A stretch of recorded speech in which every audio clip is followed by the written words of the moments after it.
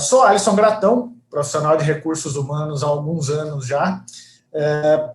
Tive a oportunidade de começar no RH em empresas do agronegócio, aqui no Mato Grosso, e hoje atuo ainda no RH do agronegócio, mas numa empresa que está sediada em Goiânia.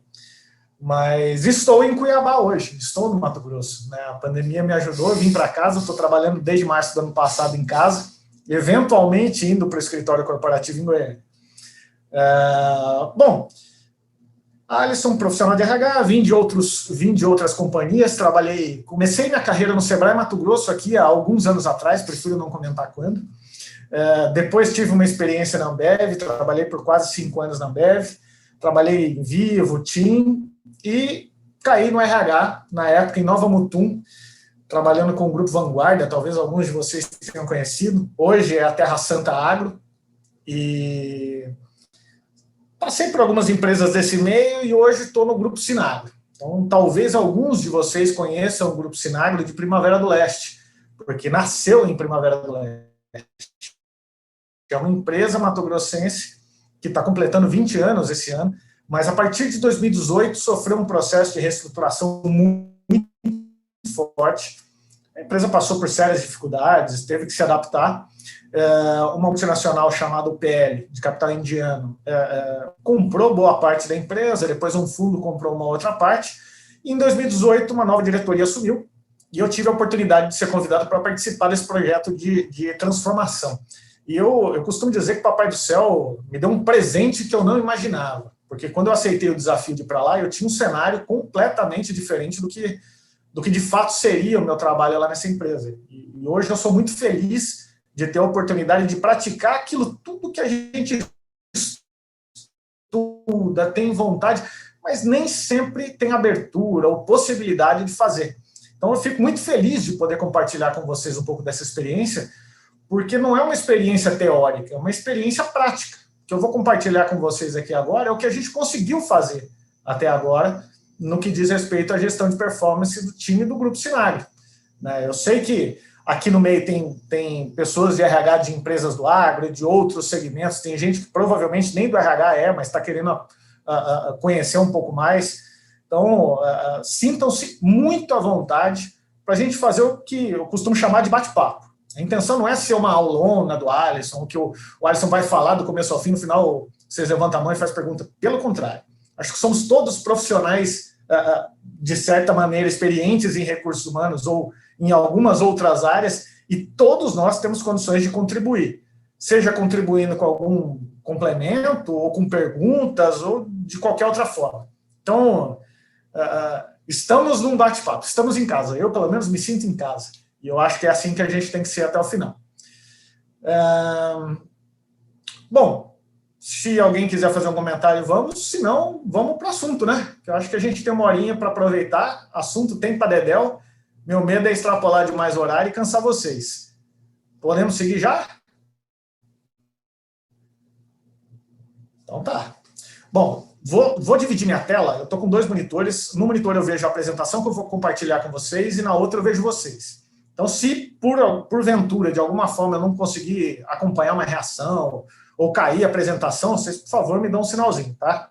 Deixa eu compartilhar minha tela, só para tentar deixar isso tudo... Ô Alisson, enquanto você organiza aí, só um detalhe, você prefere que a gente vá lançando as perguntas no decorrer da apresentação, ou você prefere que deixe tudo para o final? Não, faz a pergunta quando der vontade, porque senão então, passa fechou. A chance e a gente perde a vez. Perfeito, tá bom, acho que é muito rica essa participação de todo mundo. Perfeito. Tá? Não se sintam acanhados. Outro ponto importante é que, poxa, todos nós já trabalhamos hoje quase que o dia todo, e estamos aqui nesse serão, até um pouco mais tarde, deixando a família um pouquinho de lado, com um interesse comum, que é dividir conhecimento. Né? Então, eu, de certa maneira, vou tentar contribuir, mas... Da mesma forma que vocês, também espero aprender um pouco desse grupo. Então, de novo, reforçando, não deixem para perguntar no final. Levanta a mão na hora, interage. Se eu perceber que está tomando muito tempo, eu vou frear e a gente toca até um horário que seja adequado para todo mundo, ok? Vamos lá. Um joinha, né? A pergunta mais falada da pandemia. Estão vendo minha tela? Né? Dá um joinha aí só para saber. Estão vendo a apresentação em PowerPoint? Ok, né? Muito bem. Já me ligou no comecinho do ano, me fazendo uma proposta de participar desse encontro com vocês e me provocou com relação ao tema. E, claro, né, a gente podia falar sobre um monte de coisas, mas o que seria, de certa maneira, útil para o grupo de RHs do Mato Grosso e que, na minha visão, eu teria boa condição de falar sobre, né? E me veio esse assunto, que é como avaliar a performance quantitativa e qualitativamente. Esse não é um assunto novo, eu já participei de alguns encontros falando sobre isso, mas acredito que para esse grupo, pouquíssima gente já deve ter participado de algum encontro em que eu tratei desse assunto. Então, espero poder contribuir. Mas vamos lá, só contextualizando, tá? Vou começar projetando esse slide. Vou pensar um pouquinho. Ayrton Senna tinha um bom desempenho como profissional, né? Acho que é inquestionável. Alguns de vocês talvez não tenham conhecido ele trabalhando, né? Mas o pessoal da minha geração, com certeza. Mas já deve ter ouvido falar desse cara, né? Então, um bom profissional? Sim, né? Podemos falar que sim. Legal. Unânime isso. É um bom profissional. Competente. Ok. Muito bem. E esse cara? É um bom profissional? Competente? A reação das pessoas é incrível, né? Quando a gente mostra a foto do Rubinho, algumas pessoas dão uma risada.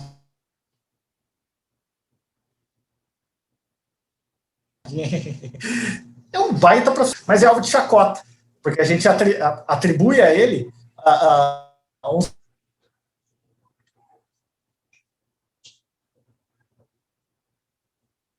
sentido de perdedor ou de segundo colocado, e o piloto que correu por mais tempo, né, na história da Fórmula 1. Então, com diversas competências.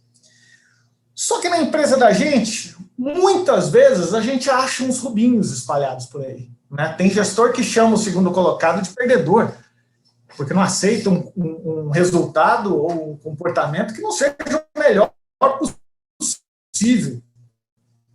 E isso acaba influenciando a forma como nós tratamos os talentos dentro da companhia.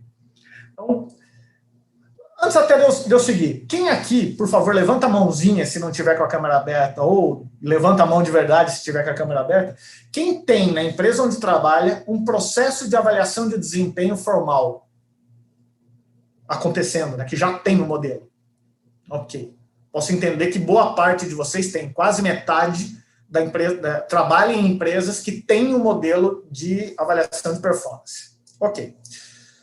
Por que esse assunto me salta aos olhos? Por que esse assunto eu considero interessante? Porque mesmo que não exista um processo de avaliação de desempenho formal estabelecido na empresa, ele acontece. Porque se ele não é formal, ele é informal. Toda empresa tem um processo de avaliação fluindo. A questão é, qual é o critério que a gente usa? Quando eu trouxe as duas fotos, do Senna e do Barrichello, eu estava provocando com relação a isso. Qual é o critério? Quais são os parâmetros que nós vamos utilizar para avaliar uma pessoa que é, vamos dizer, um bom desempenho para um mau desempenho? Como é que a gente distribui essa avaliação? Se o processo não está formalizado, vai do valor de quem está avaliando. Vai daquilo que o avaliador considera como importante.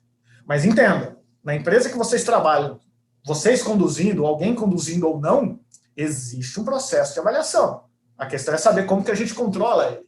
Como é que a gente cria regras justas ou um processo que traga um resultado útil para a empresa. E é isso que a gente vai tentar tratar aqui, ok? Tranquilo até aqui? Está cortando a ligação? Não sei se a internet está atrapalhando ou não. Estou tocando aqui. Pode ir, Alisson. Ele dá alguns piques, mas a gente entende o contexto. Se atrapalhar muito, a gente te avisa. Tá. Se tiver realmente ruim, é só dar um grito aqui que a gente tenta fazer alguma coisa. Mas vamos lá. Vamos entender as bases para se montar um processo de gestão de performance.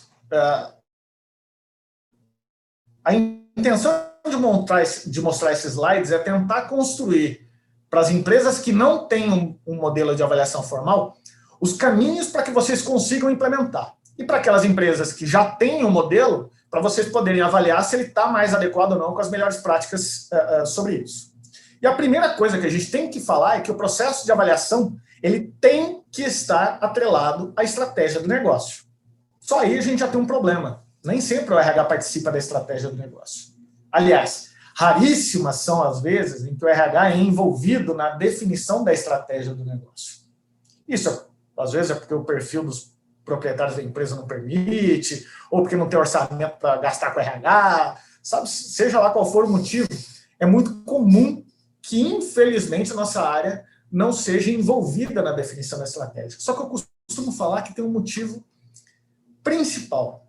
Se você é um profissional de RH de uma empresa que não participa da definição da estratégia, talvez o problema seja você. Porque esse espaço a gente conquista. Esse espaço a gente vai, através das contribuições que faz para o negócio, conquistar. Por que o RH tem que participar da reunião da definição lá do plano de 5 anos de crescimento da empresa? Para que eu vou dar uma cadeira para o meu RH se o RH só fica lá, sei lá, fazendo o quê? Abraçando árvore ou fechando folha? Não, o RH não tem que participar só disso, ele tem que participar ativamente do negócio. E quando o RH não participa do negócio, ele não consegue contribuir com a definição da estratégia, porque a estratégia fala de negócio. É como as pessoas conversam com o futuro desejado da companhia. Então, qual que é a grande sacada? O RH, para avaliar, tem que conversar com a estratégia. E só participa da negociação da estratégia quando conhece o negócio. E quando que o RH conhece o negócio? Quando ele entende do que a empresa vende ou presta de serviço, quando ela sabe falar tecnicamente com o cara da ponta. Vou dar meu exemplo. Somos uma empresa que vende insumo agrícola. Eu dificilmente vou conseguir sentar na mesa e discutir se o produto A ou o produto B é melhor que o outro. Não vou chegar nesse nível. Mas eu entendo como forma preço, eu entendo como que apresenta resultado, eu entendo como contrata um bom vendedor, eu participo dessas decisões. Da mesma forma, o RH tem que fazer.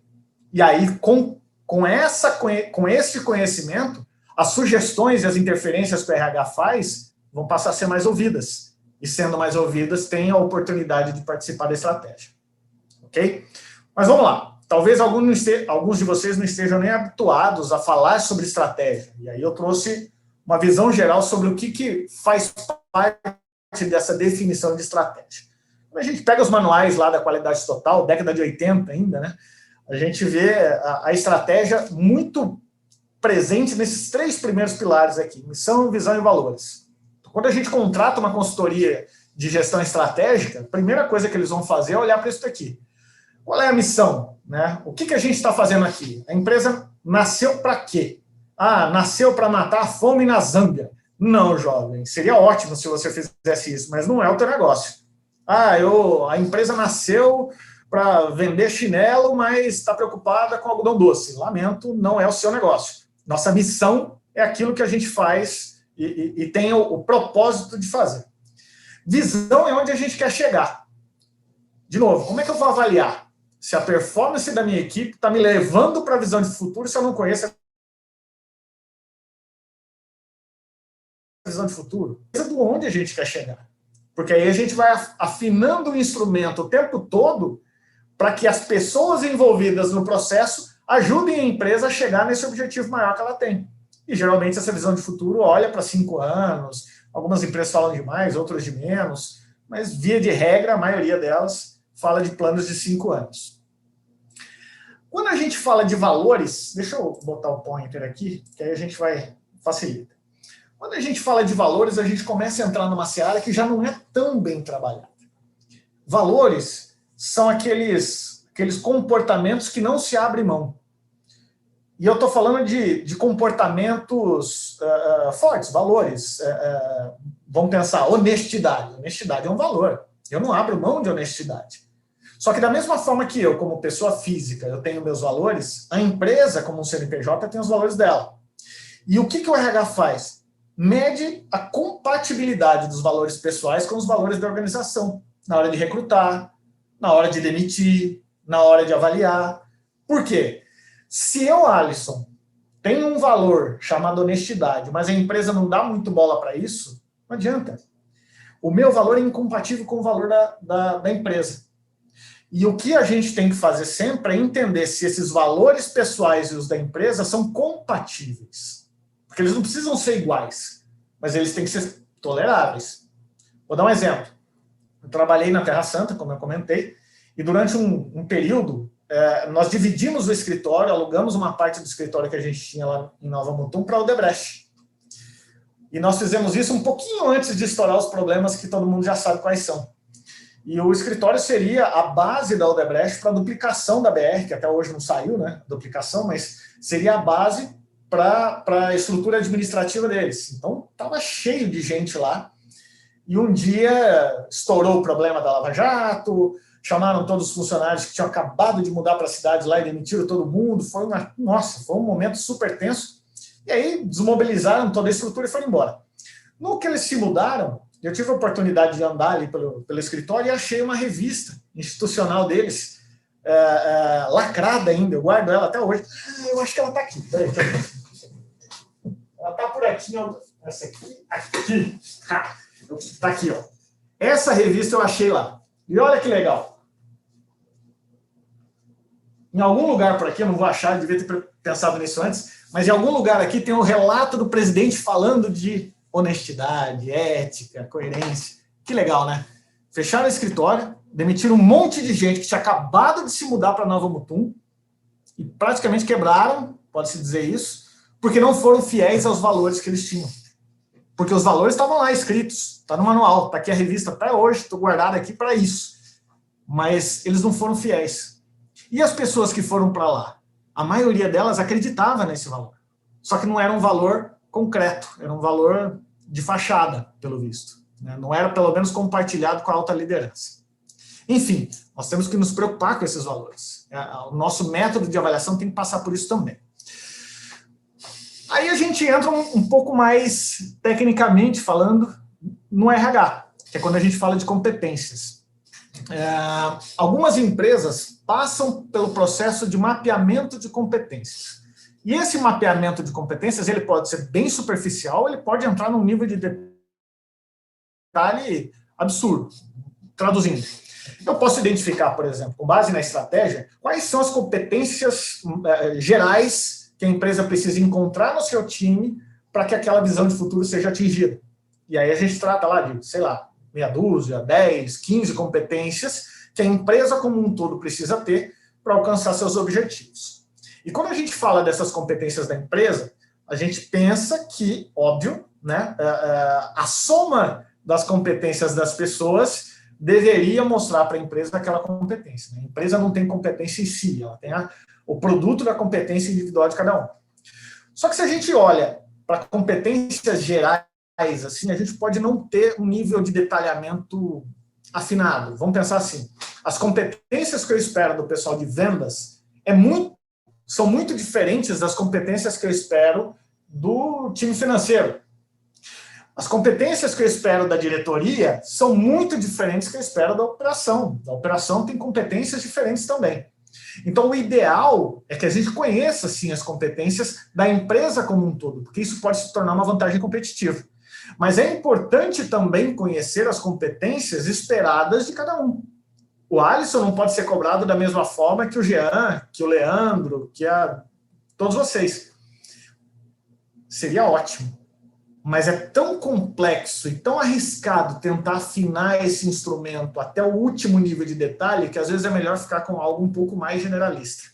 Minha recomendação, se não tem nada, faz primeiro no generalista. Depois você vai tomando corpo, você vai dividindo por nível de estrutura, ou por área de negócio, ou por tipo de equipe. Mas primeiro consolida um método de avaliação que olhe para competências que façam sentido com a estratégia do negócio. Ok? E não menos importante, além de competências, a gente tem que olhar para as metas e objetivos de curto prazo. O Alisson, só antes de você continuar, é uma pergunta que já é minha mesmo, porque eu pedi para o pessoal escrever, mas é a minha. E aí, ou é uma pergunta ou é uma explicação. Quando a empresa o que você está falando para fazer com que as competências estejam atreladas a essa visão do negócio. Mas quando o próprio corpo diretivo da empresa não sabe quais são as competências, sabe? Não sei se é uma pergunta ou... E aí, o RH entra... Mas você entende? Então, quando é um grupo familiar do agronegócio que o cara, bicho, eu não sei nem o que é isso, eu quero é ganhar dinheiro. Ou um supermercadista, uma empresa de serviço, entende? Quando é porque você falou aí, mas e quando nem a direção tem esse norte aí da competência? podemos dizer que isso é muito comum, inclusive, né? Na grande maioria das empresas, até médio porte, os donos ou a alta liderança não tem noção de quais são as competências. E aí entra um trabalho importante. O RH consegue convencê-los a delegar esse trabalho de mapeamento para os especialistas? Nós somos os especialistas da jogada. A gente está preparado para fazer esse mapeamento de competências? Entendeu? Nosso primeiro ponto, a gente tem que estar preparado. Porque se eu desafiar a alta liderança, eles falaram, ok, vai, fala para mim quais são. Eu tenho que estar preparado para responder, para não passar vergonha. Agora, estou preparado, busco espaço, não consegui, porque ninguém dá valor para esse tipo de coisa, aí minha sugestão é não gastar energia. Eu lamento, posso falar para vocês que não vai adiantar muita coisa. Se a alta gestão não está comprometida com o desenvolvimento das pessoas, é esforço vazio, vocês vão gastar energia à toa. E é capaz de sair mal na foto ainda. Então, não tem segredo, não tem como a gente empurrar de baixo para cima um negócio que tem que vir de cima para baixo. Hoje, como eu comentei, né, eu me sinto um privilegiado, porque o corpo diretivo, o comitê executivo, que a gente chama, do Grupo Sinagro, entende que isso aqui é vital. Eu sou extremamente cobrado para entregar um bom mapeamento de competências, para entregar um bom processo de avaliação de desempenho, para que os feedbacks aconteçam da melhor forma, porque é um pilar da companhia. A companhia não chega em lugar nenhum se as pessoas não estiverem sendo desenvolvidas, entregando bons resultados, entendendo o contexto onde elas estão. Mas, cara, é raro isso. Eu sei que a grande maioria das empresas acha que isso é perda de tempo. Lamento. Só isso que eu posso falar. Enfim. Né? Vamos seguir. Tem esse ingrediente que fala demais com isso que você está comentando. Existe um negócio chamado cultura organizacional. E esse ingrediente a mais, ele permeia pela organização inteira e não dá para ser ignorado. Vamos falar um pouquinho sobre isso. Se a gente pegar a teoria de cultura organizacional, a gente vai encontrar basicamente duas metáforas para explicar o que é cultura organizacional. A da cebola e do iceberg. Né? Vamos fingir que isso aqui é uma cebola, tem camadas. E nesse caso aqui, o iceberg. A cultura organizacional ela tem basicamente três partes. A parte visível, que é aquela parte escrita, falada,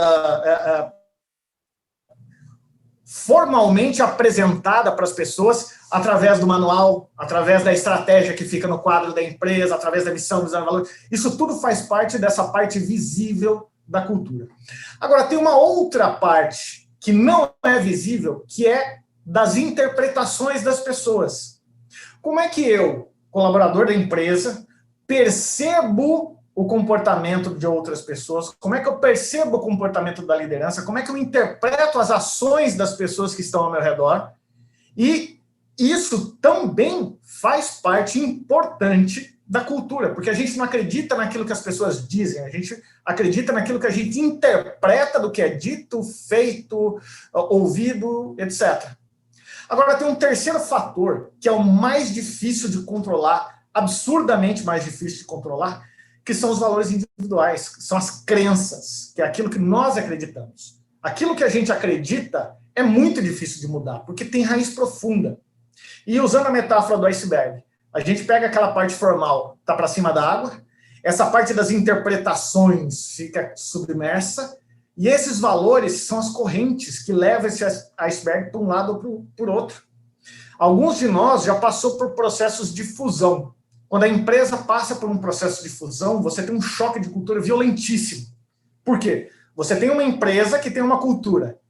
Aí uma outra empresa com uma cultura diferente, vai chocar. Qual cultura vence? A mais forte. De onde vem a força? No formulário? No processo desenhado? No discurso do presidente? Não. Vem na direção da maré. No que as pessoas acreditam. Se esse grupo entrante tiver crenças mais fortes e energia suficiente para mover o iceberg para o outro lado, vai mudar de direção. Então, todo esse contexto do que a gente está falando, de a diretoria compra ou não a ideia, dos caras estão preparados ou não estão, se o agronegócio está bem desenvolvido ou não, é questão cultural.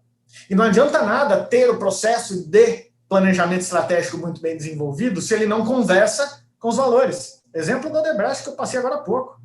Né? A prática é uma, a interpretação das pessoas é outra, e os valores que cada um traz levam esse negócio mais para lá ou mais para cá. E essa cultura é fundamental no processo de avaliação de performance. Será que a cultura que nós temos dentro da empresa hoje, ela é positiva ou negativa para o resultado? Porque é outra coisa. Cultura você tem. Lamento. Você controla ou não? Mas você tem. Qualquer repartição pública, boteca de esquina, padaria ou mega empresa tem uma cultura. E mais, às vezes a empresa, quando é muito grande, ela tem várias culturas. Porque ela tem a cultura idealizada pela matriz, aí cada loja tem sua subcultura, e às vezes dentro daquele espaço menor ainda tem nichos, né? O pessoal do financeiro vive em guerra com o comercial. Isso quase nunca acontece, né? Mas tem culturas diversas. Será que a gente tem condições de influenciar positivamente a cultura do negócio para levar a empresa no caminho que tem que seguir? Nosso papel é de ajudar nessa condução, é mais de influenciar o caminho que está sendo direcionado.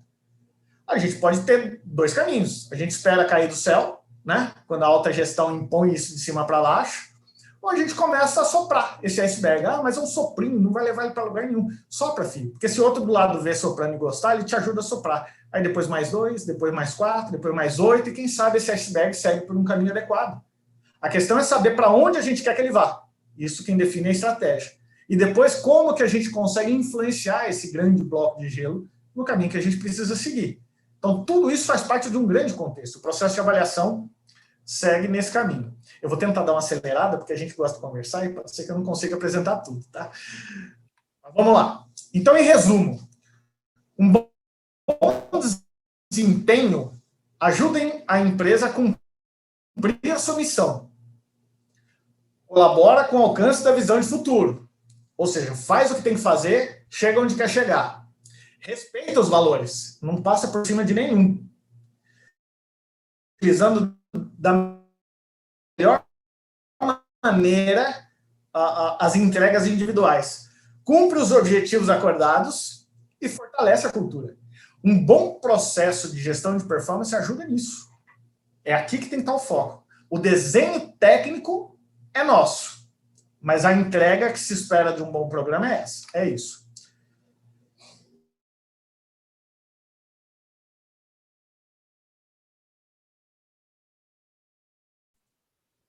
E, ao mesmo Alisson, é difícil até de começar. Eu acho que congelou tudo que você falou desse pessoal. Você pode recomeçar? Vamos lá. Nesse slide ou no anterior? Nesse. Ok, então vamos lá. Muito bem. Então, este é um exemplo do ciclo de gestão da performance. E eu costumo dizer ciclo porque ele não tem começo, ele não tem fim. Ele é um ciclo mesmo, que antes de terminar já começou outro. Antes de terminar um, já começa o outro. Mas ele passa por atividades o ano inteiro para a cada ciclo de ano, ou a cada safra, no caso do agronegócio, ou a cada ano fiscal, dependendo da atividade que você opera, você tem mensurações. E aqui eu estou falando de abrir objetivo, de acompanhar a entrega no meio do ano desses objetivos, chegar no final, você medir competências, medir resultados, calibrar, dar feedback, montar um PDI, abrir novos objetivos e começar tudo de novo. Tá? Então, o ciclo de gestão de desempenho, de gestão de performance, ele passa por várias etapas, mas ele está sempre girando, ele não pode parar. O que, no máximo, a gente faz é apertar um parafuso aqui, outro ali, muda uma competência, mexe com um método de avaliação, usa 90 graus, usa 180, usa 360, mas o ciclo não pode parar. Porque a partir do momento que você para de coletar informação, você passa a ter uma gestão subjetiva. O objetivo principal do processo de avaliação de performance é te alimentar como RH e alimentar a alta gestão da companhia com informações para identificar talentos, para identificar bons potenciais, identificar necessidades de correção de rota. Então, todo o ciclo de gestão da performance, ele tem que te trazer informações. Ele só serve para isso. E se você interrompe o ciclo, você para de obter informação. Aí você passa para o achismo, que é o que a grande maioria das empresas faz hoje, avalia com base naquilo que acha que tem que ser avaliado. Como é que a gente faz isso? E aqui eu quero trazer um pouquinho do meu exemplo, e já fazendo um disclaimer, né? Não é o único, não é o melhor, é o que eu estou praticando hoje, dadas as circunstâncias que eu tenho hoje, mas acredito que pode ser útil para a grande maioria de vocês também, tá? Primeiro passo, se vocês quiserem colocar um processo de gestão da performance para rodar bem no negócio de vocês, se preocupem primeiro com essas 3 coisas. Definir metas, ou seja, eu preciso avaliar o que as pessoas têm que me entregar. Escolha competências. Ah, mas eu não sei escolher competências. Cara, eu vou falar o jeito mais simples. Pega uma lista de 50 no Google, que você deve ter lá um monte de material assim, escolhe. Escolhe lá, 10, 15, escolhe. E começa a avaliar. Depois você vai afinando isso. Ah, mas não é assim, Alice, que tem que fazer. Não é mesmo não. Mas você tem um processo melhor? Você não tem que fazer assim. Só não fica parado esperando cair do céu. De alguma forma, vocês vão ou contratam uma consultoria especialista nisso para fazer, conversa com profissionais que sabem fazer esse mapeamento, ou conversa com seus diretores. Monta a listinha, né? 30 competências aqui das que você acha que são as mais legais. Aí pede para o seu diretor lá e faz, dessas aqui, escolhe 10. Aí vai no outro, escolhe mais 10. Aí vai no outro, escolhe mais 10. Consolida e vê as mais votadas. Aquela, vai ter 80% de chance de dar certo. Comece escolhendo competências. Definiu as metas, escolheu as competências, desce o cabelo e mete o pau, avalia. Está na mão. Ah, como é que avalia? Google ensina tudo. Não tem complicação. Não precisa inventar a roda. É fazer. Ok? Ah, isso é complicado, é nada. Vocês dão conta. Vamos ver? Eu coloquei o fluxo que eu uso, tá? Esse é um fluxo, tá letrinha miúda, depois nós vamos compartilhar um PDF com essa apresentação, não precisa ficar preocupando em anotar. Se o Jean não passar depois, vocês dão um cascudo nele. Mas olha só. Primeiro, como é que a gente começa? O RH envia um arquivo com a orientação para as avaliações. Então, preparem um arquivinho mostrando, gestor, nós vamos começar nosso primeiro ciclo de avaliação de performance da nossa empresa. Eu preciso que você preste atenção nisso, e nessa data eu me entregue tal coisa. A internet está dando sinais de preocupação. Vocês estão me ouvindo bem? Tá indo, né? Beleza. Aí, nós do RH, né, como gestores do grupo de avaliação, a gente alinha com os avaliadores a entrega das avaliações dos subordinados. Você já ensinou ele como é que faz, já mostrou a ferramenta, e ferramenta pode ser sistema ou formulário no papel, não importa. O importante é coletar os dados. E aí vocês vão definir um prazo. Me devolve aqui a avaliação que vocês fizeram. Depois o avaliador vai fazer a avaliação... explicar direito, né? Aqui a gente geralmente faz a avaliação das competências. Fulano tem, sei lá, habilidades de negociação, ou visão sistêmica, como é que é o desenvolvimento da comunicação, isso são competências. Depois ele faz a avaliação do resultado de o que e como. Aqui tá trocado aqui. Primeiro, assim, acontece ao mesmo tempo, tá? Metas e competências. O avaliador faz a avaliação de metas e de competências. E devolve isso para o RH, que consolida os resultados preliminares. Então, o RH tem o papel de consolidar. Então, às vezes eu tenho o time de vendas 1, time de vendas 2, equipe do financeiro, o RH junta esses dados. Por quê? Porque depois, o gestor do grupo de avaliação e o RH agendam uma reunião de calibração. E aqui eu começo a entrar num negócio que eu falo que é o pulo do gato. E pouquíssimas empresas fazem o que a gente chama de processo de calibração. Vocês lembram lá no começo que a gente usou o exemplo do Senna e do Barrichello? O Jean acha o Senna um cara incrível. Mas o Barrichello, quando mostra a foto, ele dá uma risadinha. Fala, é o pé de chinelo, né? Então, o sarrafo do Jean é lá em cima. O da Diane, a Diane é mãezona. A Diane ama todo mundo, ela nunca vai avaliar mal o Rubinho. Macha, o Rubinho é gente boa, é 10 para os dois, do semi do Rubinho. O Jean, o sarrafo é alto, a Diane, o sarrafo é baixo. Como é que a gente alinha isso? Né? O Alisson precisa ser avaliado dentro de uma matriz que converse com o alinhamento da empresa e não do Jean ou da Diane. E aí entra a reunião de calibração.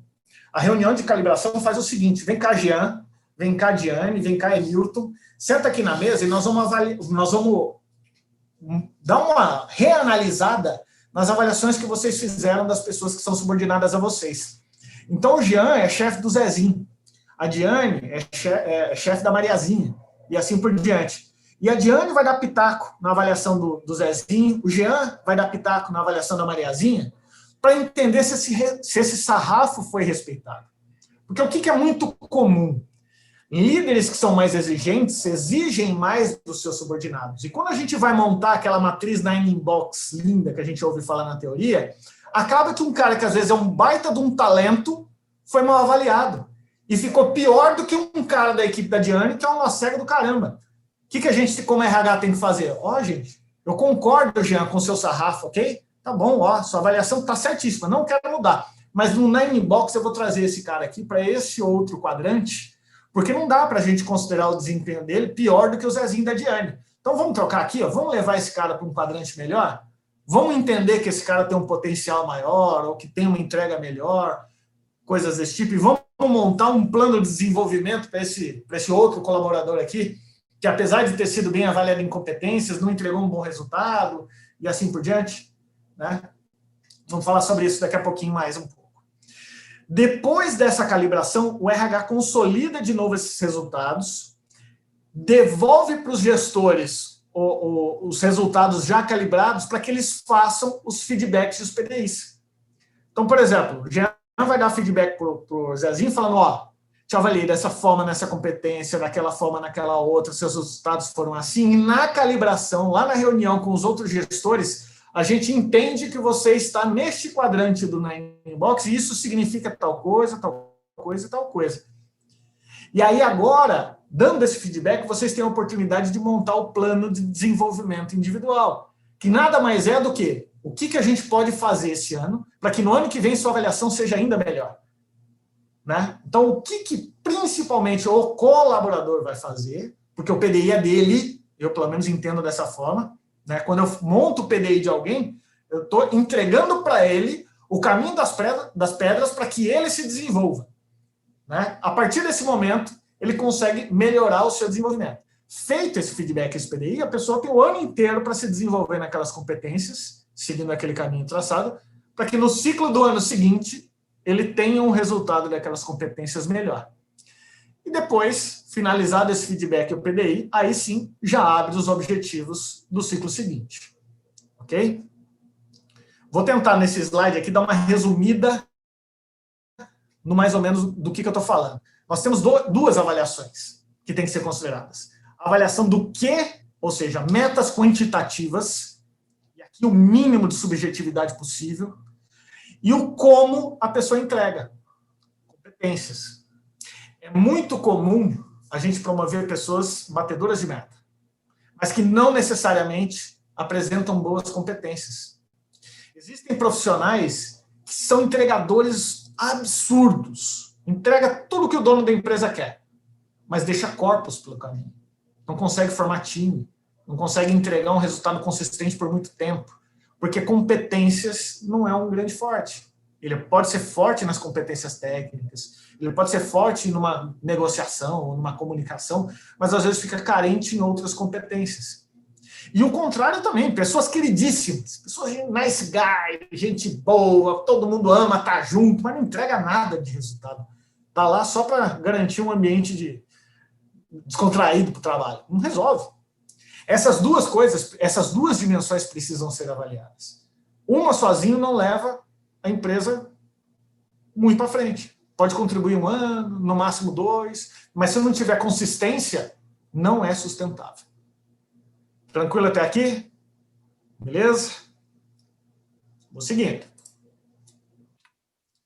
E aí, vou trazer um pouco mais de techniquez. Vamos entrar um pouquinho mais fundo nesse negócio agora. Avaliei o que tem que ser avaliado, metas quantitativas. Avaliei o como a pessoa entrega, competências. A gente monta a famosa Nine Box. Eu não trouxe detalhes de uma Nine Box, tem várias na internet para vocês pesquisarem depois, mas eu já vi montar Nine Box de várias formas, mas eu gosto de trabalhar assim. Metas num eixo e competências no outro eixo.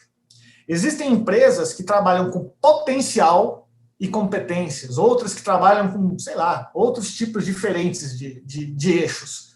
Mas eu prefiro cruzar esses dois porque eles me dão um norte mais adequado para o tratamento.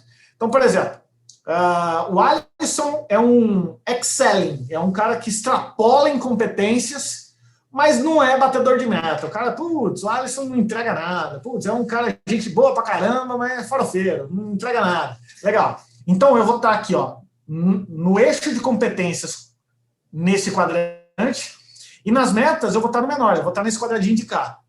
O Leandro é um cara. O Leandro, além de ser um cara super competente, ele é um baita batedor de meta. Ele vem para cá. A Diane, ela fica do lado de cá. O Jean fica aqui. E assim por diante. Todos nós, em algum lugar desses quadrantes, vamos estar. Lembrando que isso é uma fotografia do momento, porque eu esse ano bato meta, no ano que vem eu não bato meta. Esse ano eu desenvolvi bem algumas competências, no outro eu dei uma patinada, mudaram as competências que eu sou avaliado, mudaram os pesos, coisa desse tipo. Mas, no geral, a gente divide nos grupos, em 3 grupos as competências, os resultados de competências, e em 3 grupos os resultados de metas quantitativas e encontra as pessoas aqui dentro. Agora, o que significa esse quadro aqui do lado, né? Essa distribuição dos ratings? Eu acredito muito numa distribuição das pessoas, e o Jean foi feliz demais de usar o Jack Welch na abertura, porque num dos livros dele, ele traz a distribuição daqueles talentos.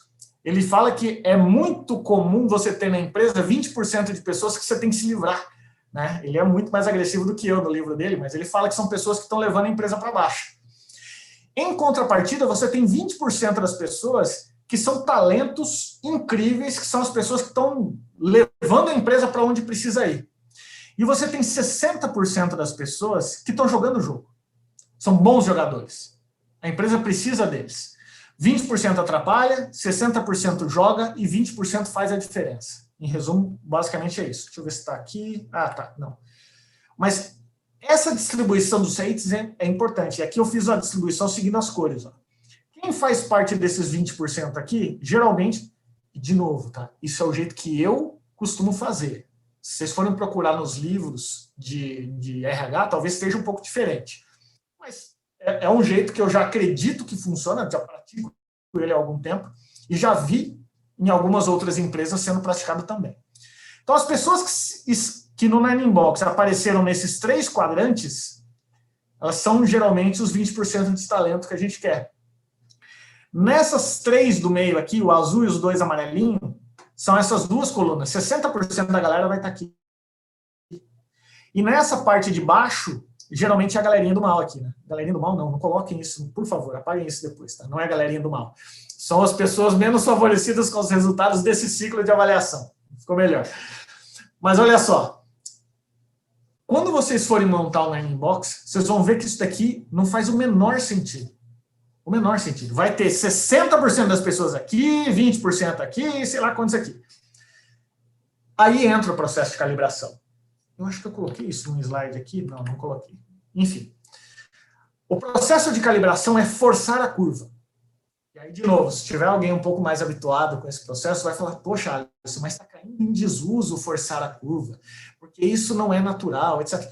Não vou chegar nesse nível. Entendam, eu acredito no forçar a curva quando a gente não tem um processo de gestão de performance ainda maduro. Depois de 15 anos fazendo isso daqui, você já pode falar de não forçar a curva. Mas enquanto esse processo não está na cultura do negócio, não é natural, eu ainda recomendo forçar a curva. O que é forçar a curva? Nós pegamos a avaliação dos subordinados do Jean, da Diane, do Leandro, do Alisson, de todo mundo, e distribuímos a galera aqui no Nine Box. Feito isso, a gente vai descobrir que tem pessoas que estão em quadrantes que talvez não seja o mais adequado. Aí nós vamos discutir, o cara que está aqui no azul, poxa, vamos levar ele para esse verde aqui? Porque faz sentido, é um cara que foi avaliado como ok em competências, mas o cara é alto nível, ele é muito melhor do que os outros que estão aqui. Não, então vamos trazer esse cara para cá. Pô, mas aí, agora, a nossa curva de grandes talentos está muito grande, eu tenho que tirar a gente daqui. Vamos ver, de todo mundo que está aqui nos quadrinhos verdes, quem são as pessoas que eu ficaria mais confortável de trazer para o azul? Ou para os 2 amarelos da ponta? E assim a gente vai movimentando essas pessoas. Eu pego aquele grupo dos grandes talentos, que tem que ser próximo de 20%, e vou filtrando as pessoas. Eu vou tirando dali pessoas para que a gente chegue no final com a curva forçada, mostrando quem são os 20% da empresa que levam a empresa para frente. Quem são os 20% da empresa que estão custando resultados ou estão custando competências. E aí a gente vai fazendo a manobra. Para que isso, Alisson? Para que serve isso? Porque o investimento que eu vou fazer nessas pessoas é um. O que eu vou fazer com essas pessoas é outro. E o que eu vou fazer com essas é outro. Eu posso chegar à conclusão de que tem gente aqui que já está indo para o 3º ciclo e não sai do lugar. Aí, meu amigo, lamento. Nós não somos uma empresa filantrópica. Já tentou salvar o cara? Montou PDI? O cara correu atrás do PDI? Ou ele só lembrou do PDI na avaliação do ano seguinte? Nem correu atrás daquele desenvolvimento? Trata o cara. Da mesma forma aqui. Tem cara que está aqui e esses caras vão ser extremamente assediados pela concorrência. Extremamente. Porque são batedor de meta e são talentosos, são muito competentes. E aí, você vai pagar igual você paga a galera aqui do meio? Tua estratégia de remuneração tem que conversar com isso daqui. Você tem remuneração variável? Não tem? Então, se fizer, olha para essa turma. E eu não estou falando de gente de cadeira alta, não. Eu estou falando de gente que entrega na cadeira que está. Porque o ciclo de gestão da performance não olha potencial de futuro, não olha o que a gente chama de plano de sucessão, né? Aonde a pessoa pode chegar no futuro. Não, olha a cadeira que ela está. Geralmente, as pessoas que estão aqui já estão preparadas para desafios maiores. Como é que você segura essas pessoas? Dá mais desafio. Entrega um projeto na mão delas. Entrega alguma coisa que outros não conseguem resolver. Às vezes não precisa nem dar dinheiro. Tem um programa para a empresa quer fazer um plano de desenvolvimento, mandar todo mundo para Disney, fazer um passeio lá. Legal, pega esses caras aqui, não pega a galera que está aqui no meio, não. O jogador tem que ralar para aparecer do lado de cá. E a partir do momento que as pessoas sabem que são justamente avaliadas, elas vão pensar 2 vezes antes de sair do negócio. É muito comum pessoas desistirem da empresa onde a gente trabalha porque se sentem injustiçadas. Só que a partir do momento que você avalia e calibra para ter um sarrafo equidistante ali, ou equivalente para todo mundo, a partir do momento que você dá um bom feedback e mostra onde que essa pessoa pode se desenvolver, e a partir do momento que você começa a recompensar aqueles que a empresa acredita que são realmente os melhores desempenhos, quem está do lado de cá começa a acreditar, não, esses caras não estão de brincadeira, não. Esses caras sabem jogar. Eu vou ficar aqui, porque se eu for trabalhar naquela outra empresa que vai me pagar mais, daqui 2 anos eu estou lá engavetado porque eu não converso bem com a cultura daquela empresa. Eu prefiro ficar aqui, porque aqui eu tenho oportunidade de crescer com o meu esforço. Então, todo esse processo, ele conversa com retenção. Ele conversa com resultado. Ele conversa com remuneração. Ele conversa com um monte de outras coisas. É base. Então, se não faz um processo de avaliação, ou melhor, se não conhece os critérios para fazer uma boa avaliação, você está tendo um monte de iniciativa isolada que pode não estar se conversando. E é isso que as pessoas percebem que está errado. Às vezes a gente trabalha em empresas que, cara, esse negócio é maluco. Um dia decide uma coisa, outro dia decide outra, as coisas não têm nexo. É promovido o cara que é mais amigo do chefe, é demitido o outro que falou uma verdade. Caraca, vamos olhar para isso daqui. Isso aqui faz sentido, isso funciona. Acreditem, funciona. Aqui é um pouco dessa distribuição que eu falei, né? Esses 20% aqui geralmente são os talentos Alisson, que a gente tem na companhia. Alisson, a Ellen suspendeu a mãozinha dela, eu acho que ela quer fazer uma pergunta, tá? Mete bala, jovem. Pergunte.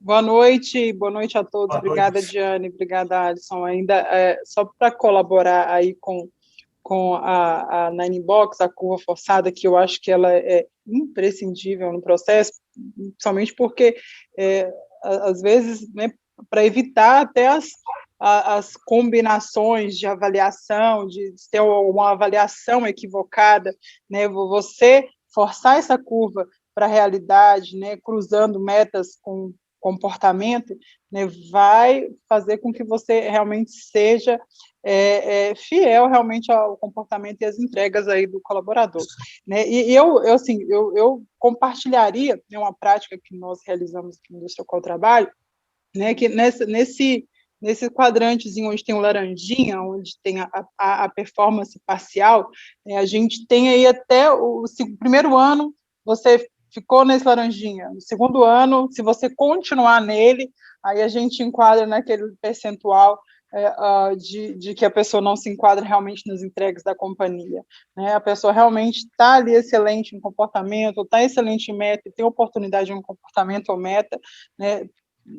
Trabalhamos com essa segunda chance. Eu acho, né, interessante também contribuir aí com essa visão, Alisson. Te agradeço demais. Você me lembrou de um negócio importante que eu não comentei. É muito comum em algumas empresas, quando vai começar um processo de implantação desse, de gestão de performance, a gente querer premiar os melhores resultados com dinheiro. Não caiam nessa cilada. Por quê?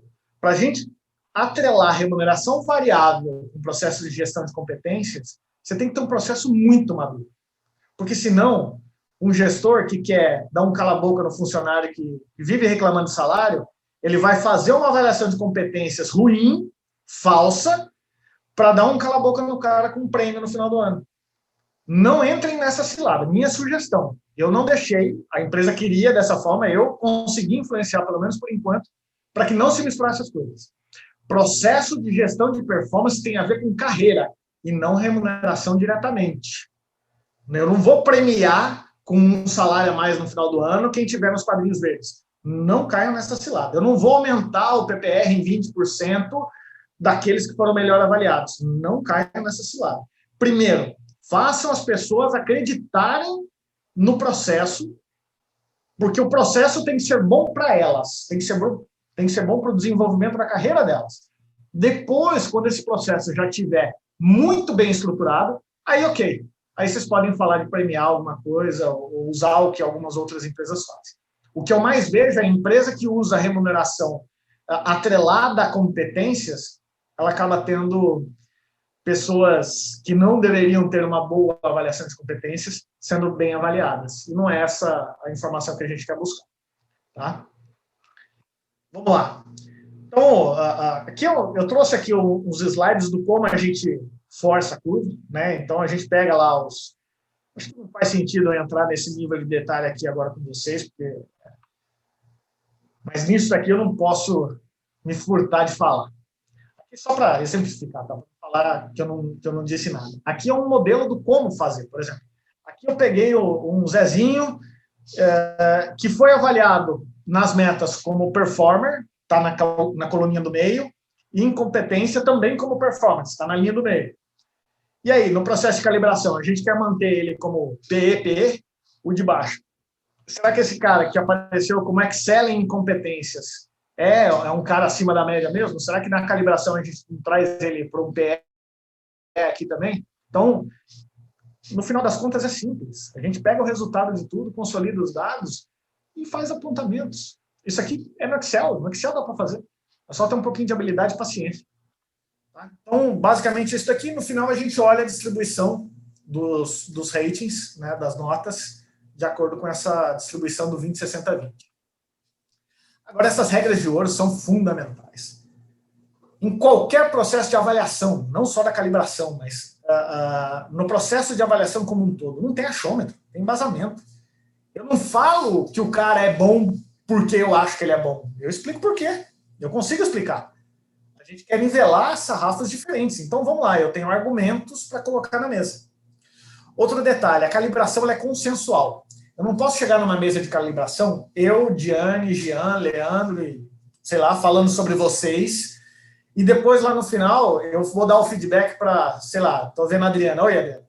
Eu vou dar o feedback para a Adriana e falar assim, ó, eu te avaliei como excelling, mas o Jean lá na hora da calibração não concordou, a Diane também não, e eu acho que você é fera, mas eles não concordam, então você ficou mal aqui. Cara, se fizer isso, você está dando um tiro no pé. só pode levantar da mesa da calibração depois que todo mundo concordar com os argumentos. Porque eu tenho que concordar com os argumentos do Jean, eu tenho que concordar com os argumentos da Diane. E esse consenso tem que imperar, porque aí não é a opinião do Alisson, não é a opinião do Jean, não é da Diane, é o consenso. E isso serve para o desenvolvimento de cada um. Ok? Outro detalhe importante, nesse processo de avaliação, a gente olha o último ciclo, e não a história. Pô, o Jean é um cara fora da curva. Esse ano ele não bateu meta, mas ele é um cara fora da curva. Não, eu vou subir o resultado dele aqui, porque todo ano ele bate meta, só esse ano que ele não bateu. Esquece, filho. Não bateu meta, tchau. Corre atrás do ano seguinte.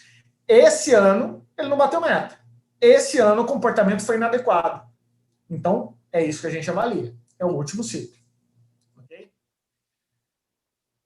Outra coisa importante, pelo menos dentro do Grupo Sinagro, a gente fala muito sobre isso. Nós acreditamos na distribuição do 20-60-20. Ah, Alisson, mas e se der, sei lá, 25, 55, 20? Ok, eu não estou falando disso. Eu estou falando de que, às vezes, vem um processo de calibração em que tem 10, 80, 10. Não. Vamos trazer uns carinhas para o lado de cá, vamos trazer outros para o lado de cá. A gente acredita que isso acontece. E esses grupos de calibração geralmente são de 20, 30 pessoas, tá? Não dá para fazer com muita gente, que senão a reunião não acaba nunca, mas grupos menores também fica difícil de fazer essa curva. Então, o ideal é que se faça grupos de 15 a 30 pessoas, e nesse grupo você encontra essa distribuição. Pode acreditar, vai funcionar, funciona sempre. O grandfather, quem é o padrinho dessa história? Vamos pensar. Pergunta, Jean, eu vi que só não levantou. Não é pergunta, não. Eu quero fazer o papel do advogado do diabo. Então vai. Tá no mudo. Você consegue finalizar em 5 minutos? Consigo, prometo.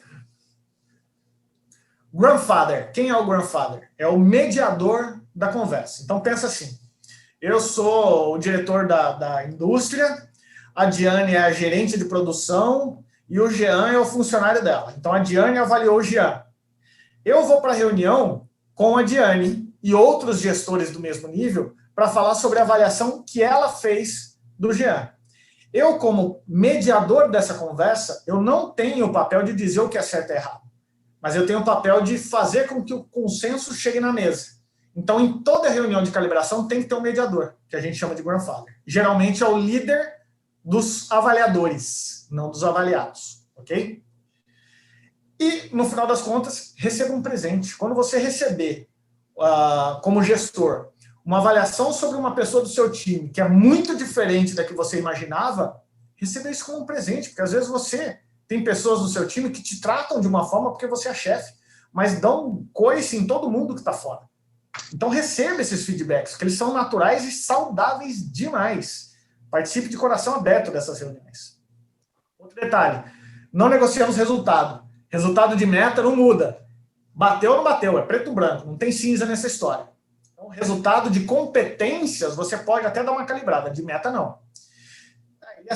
Esse outro quadro de baixo aqui, eu esqueci de tirar, mas é o que eu uso como calibração do que a gente considera como um PA, um PE e um EX dentro das possibilidades de nota. Isso é muito particular do nosso negócio. Por causa de vocês vão usar esse ajuste da maneira como achar conveniente. E depois, fiz o processo de avaliação. Fizemos, lindo, todo mundo deu feedback, montou PDI, o que vem depois? Toda essa informação que foi coletada no processo de avaliação de performance alimenta duas principais coisas. Mapa de talentos. Quem são as pessoas que estão sendo, vamos dizer, preparadas para um futuro longo da empresa e pode chegar longe? Visão de longuíssimo prazo. E o plano de sucessão. Quem são as pessoas preparadas para o próximo nível? Então, qual que é a diferença? Mapa de talento, olha, quem tem potencial para chegar numa cadeira de diretor, de CEO, de longe, carreira de longo prazo.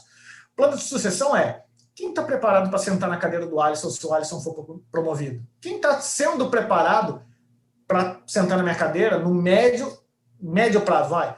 Plano de sucessão, geralmente a gente olha a cadeira seguinte, né? Vamos dar um exemplo da operação. Vai, um auxiliar de almoxarifado. Auxiliar de almoxarifado, a carreira natural é virar almoxarife, certo? Nós temos uma posição de almoxarife. Esse auxiliar de almoxarifado, ele vai ser preparado para sentar nesse próximo nível. Quanto tempo ele precisa? Ah, não, ele já está pronto. Se surgir a vaga, pode promover. Ou não, vamos dar feijão para ele comer, daqui 1 ano ele vai estar bom. Ou não, daqui 3 anos, ou daqui 5 anos. Mas o plano de sucessão olha para o próximo nível.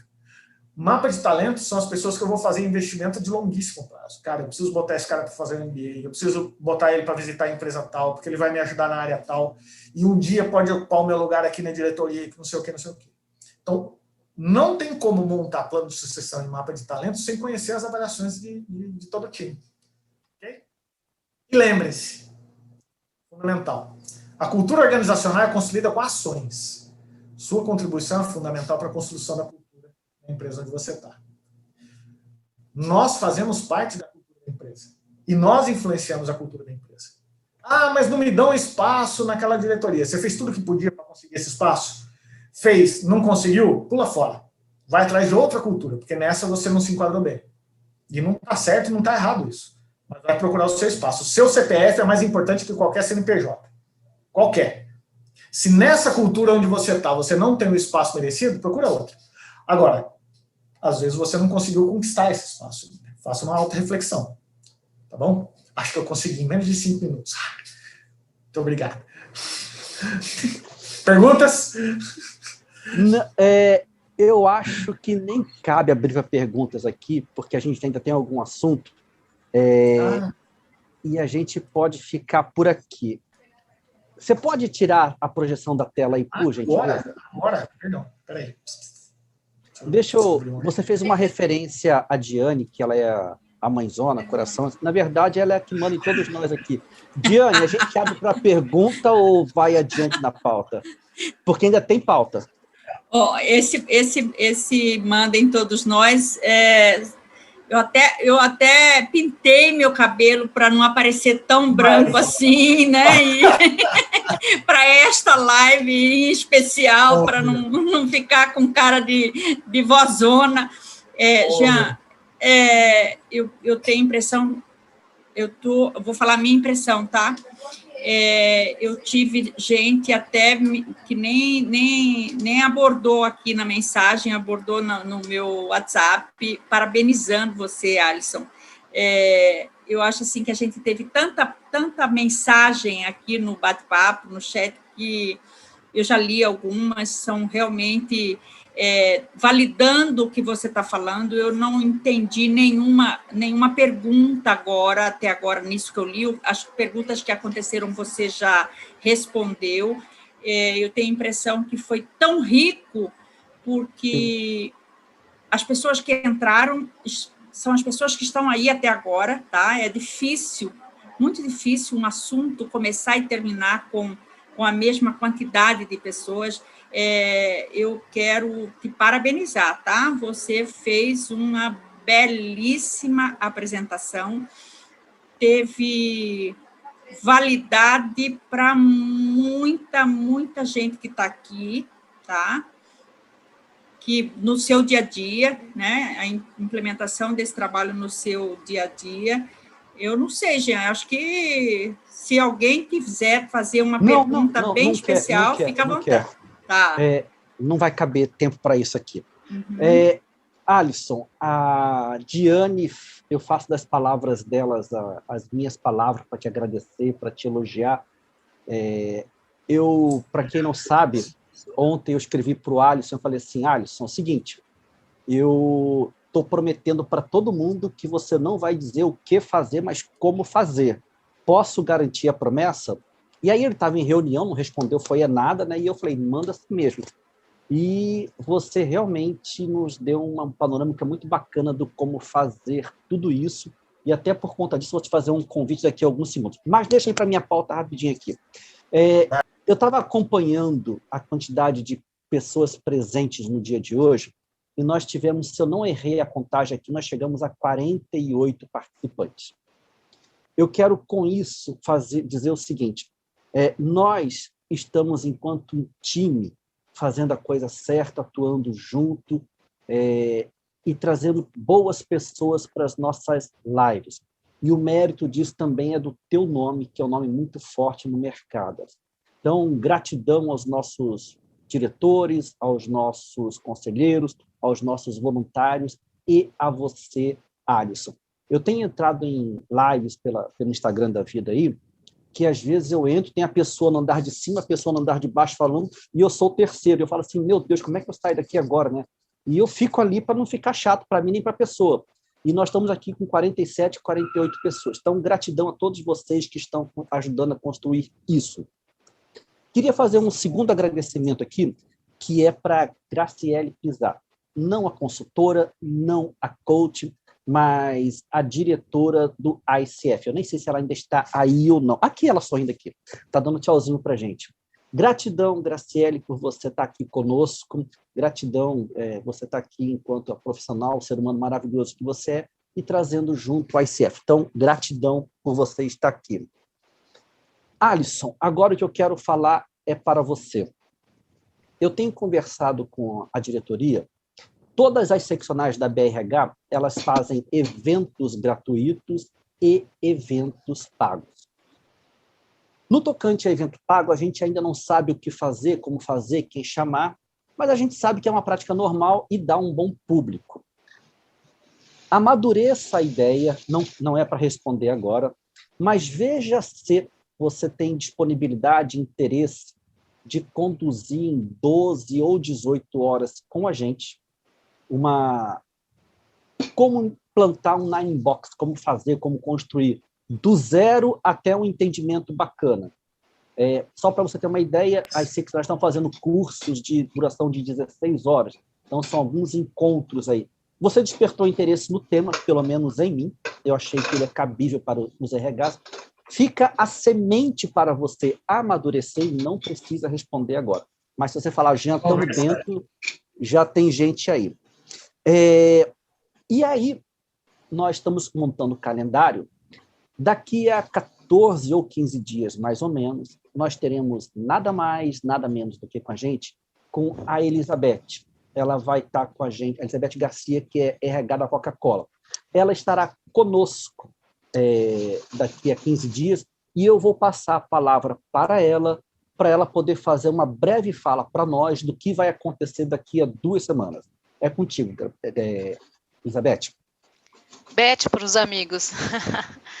Bom, primeiro queria parabenizar o Alisson, a apresentação foi super bacana, adoro participar quando tem como e não somente o que, então você trouxe para a gente a regra do jogo, como funciona, como montar, muito legal. Dava para ficar aqui uns 3 dias com você ensinando para a gente como fazer.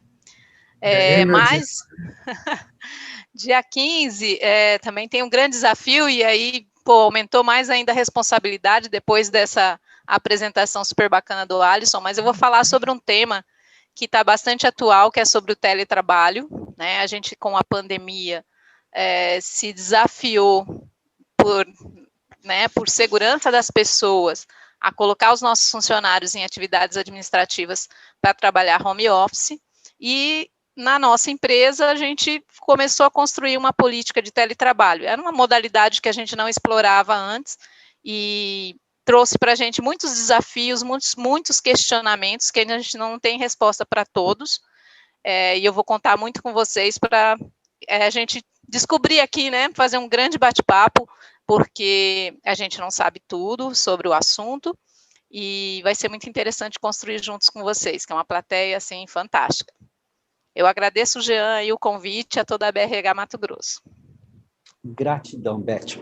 E aí, sim, para finalizar, se vocês gostaram deste material que o Alisson projetou, para quem está naquele grupo de WhatsApp que a gente tem falado, vai para lá, nós iremos postar este material lá. E se alguém ligar para você, Alisson, manda para mim e fala assim, não, fala com o Jean, é lá no grupo do WhatsApp, tá bom? Pessoal, eu não sei se o Leandro ou a Diane quer fazer mais alguma fala, a gente encerra aqui.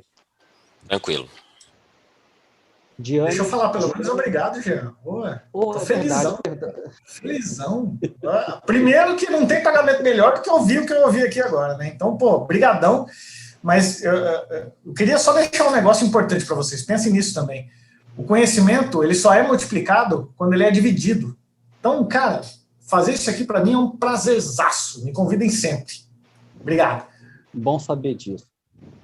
Meus queridos diretores, meus queridos conselheiros, queridos voluntários e querido amigo Alisson, gratidão a todos vocês que estiveram conosco aqui até agora.